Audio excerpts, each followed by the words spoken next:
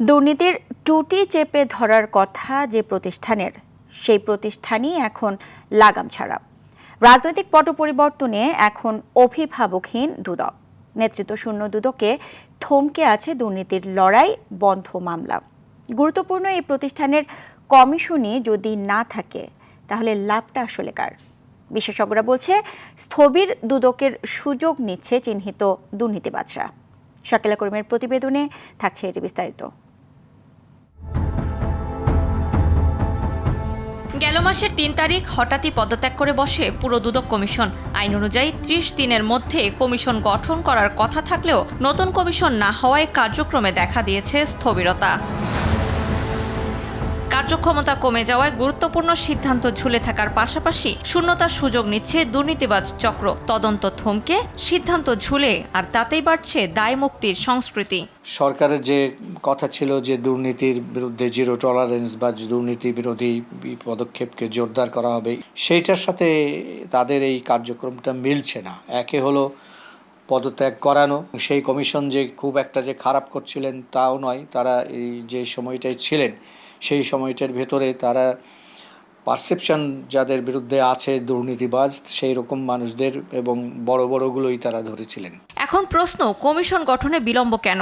এটি কেবল প্রক্রিয়াগত জটিলতা নাকি এর পেছনে রয়েছে অন্য কোনো বিবেচনা? যারা দুর্নীতিবাজ তারা দেদারসে দুর্নীতি করতে পারছে এবং দুর্নীতির যে সমস্ত প্রমাণ, আলামত ইত্যাদি সেইগুলোকে তারা আড়াল করতে পারছে, নষ্ট করতে পারছে, সেইগুলো করতে পারছে।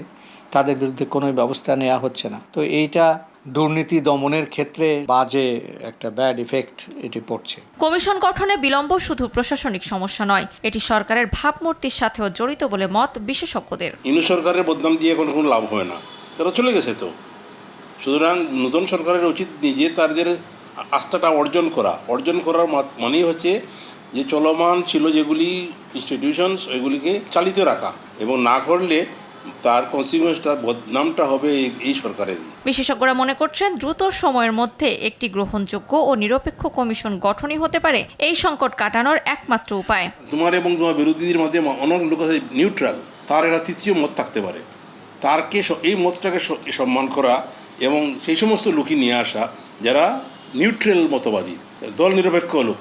দলখানা লোকেরাই হাসিনাকে ডুবাইছে। যত বিলম্ব ততই দুর্বল হয় প্রতিষ্ঠান আর শক্ত হয় দুর্নীতির শেকড়। দুদককে কার্যকর রাখতে হলে দ্রুত কমিশন গঠন এখন সময়ের দাবি। দুর্নীতির বিরুদ্ধে লড়াই কাগজে নয়, বাস্তবে দেখতে চায় মানুষ। আর সেই লড়াইয়ের প্রথম শর্ত একটি শক্ত, স্বাধীন এবং নির্ভরযোগ্য দুদক কমিশন। শাকিলা করিম, RTV, ঢাকা।